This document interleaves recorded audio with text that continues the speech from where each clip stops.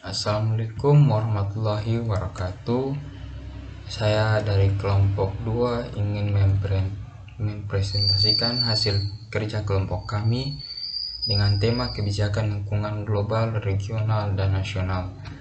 Dengan nama-nama kelompok: Ananta Pratama Inelo, Nurdiana S. M. Jahati, Lutfiana S. Nani.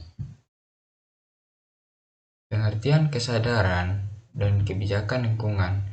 Kesadaran lingkungan adalah perhatian atau kepedulian dalam kurung konkret masyarakat dunia terhadap lingkungan sebagai akibat terjadinya sebagai masalah lingkungan.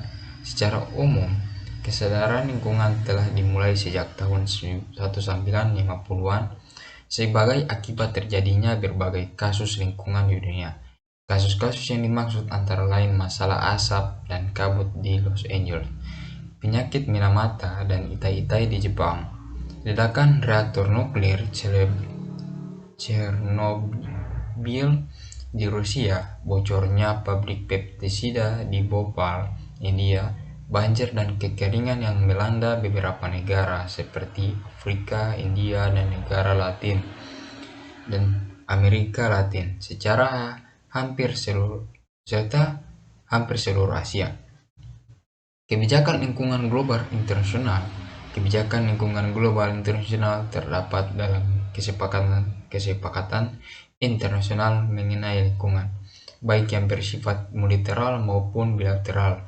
Kesepakatan internasional ini dapat dibentuk deklarasi, konvensi, agenda, dan atau perjanjian internasional di bidang lingkungan. Baiklah, saya akan melanjutkan materi dari Ananta, yaitu yang pertama yaitu konferensi internasional dari Stockholm sampai Johannesburg. Yang pertama yaitu konferensi Stockholm, Swedia 1972. Yang kedua yaitu konferensi Nairobi, Kenya pada tahun 1982. Yang ketiga yaitu konferensi Rio de Janeiro, Brazil 1992. Yang keempat yaitu konferensi Johannesburg, Afrika Selatan 2002. Yang kedua yaitu kesepakatan internasional terdiri dari International Convention for the Prevention Pollution of the Sea by Oil. Yang kedua yaitu International Convention on Civil Liability for Pollution in the Make. Yang ketiga yaitu Convention on International Trade in Endangered Species of Fauna and Flora. Yang keempat yaitu World Conservation Strategy. Yang kelima yaitu World Care of Nature. Yang keenam yaitu United Nations Convention on the Law of the Sea. Yang ketiga yaitu lembaga-lembaga internasional. Yang pertama yaitu United Nations Environment Programme, yaitu UNEP. UNEP terbentuk berdasarkan salah satu rekomendasi konferensi Stockholm, yaitu 1972.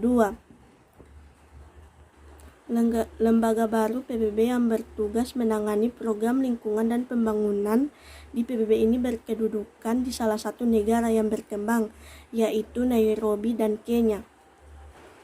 Yang kedua yaitu WCD. WCD merupakan salah satu komisi di bawah naungan PBB yang secara khusus mengkaji masalah-masalah lingkungan dan pembangunan. Lembaga ini dibentuk pada tahun 1993 sebagai tindak lanjut implementasi hasil konferensi yang bertujuan untuk mengkaji suatu agenda global bagi perubahan, yaitu tantangan lingkungan dan pembangunan menjelang tahun 2000 dan cara-cara menungganginya. Yang ketiga yaitu UNPD. UNPD adalah salah satu badan di bawah naungan PBB yang difokuskan pada pengentasan di bawah kemiskinan, perbaikan lingkungan, penciptaan lapangan kerja, dan peningkatan peranan wanita. Baik, di sini saya akan melanjutkan materi yang dibawakan oleh teman saya, Lutfianisa Esnani, yaitu D. International Union for the Conservation of Nature and Nature Resources, IUCN. IUCN yang pada mulanya bernama International Union for the Protection of Nature merupakan lembaga internasional yang didirikan pada tahun 1984 berkedudukan di Geneva, Switzerland. Worldwide Fund for Nature. WWF didirikan tanggal 11 September 1961 untuk melengkapi sarana penunjang IUCN. WWF ini merupakan organisasi swasta atau privat terbesar mengenai konferensi internasional yang saat ini sedikitnya didukung oleh 5 juta pendukung supporter dan jaringan kerja global dari 27 organisasi nasional.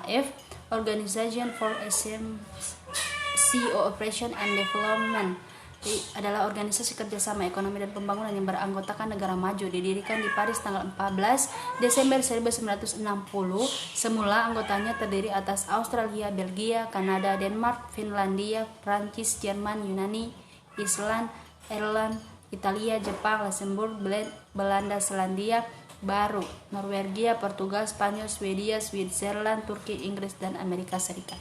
Kebijakan lingkungan regional. Konferensi Stockholm 1972 sebagai langkah awal perkembangan kebijakan lingkungan global internasional membawa implikasi positif terhadap perkembangan kebijakan lingkungan regional maupun nasional. Kebijakan lingkungan regional terbagi menjadi dua, yaitu pertama, kebijakan lingkungan regional Asia Afrika, kedua, kebijakan lingkungan regional ASEAN. Kebijakan lingkungan nasional dalam RPJMN tahun 2010 sampai 2014 yang ditetapkan dengan Peraturan Presiden Nomor 5 Tahun 2010 digariskan bahwa kebijakan pembangunan sumber daya alam dan lingkungan hidup diarahkan untuk 1. Mendukung pembangunan perekonomian nasional terutama dalam meningkatkan pertumbuhan ekonomi, mewujudkan daya saing ekonomi dan meningkatkan kesejahteraan masyarakat, serta 2. Meningkatkan pengelolaan sumber daya alam dan pelestarian lingkungan hidup untuk mencapai pembangunan yang berkelanjutan. Baik, terima kasih. Itulah materi yang kami sampaikan. Wabillahi taufiq wal hidayah. Wassalamualaikum warahmatullahi wabarakatuh.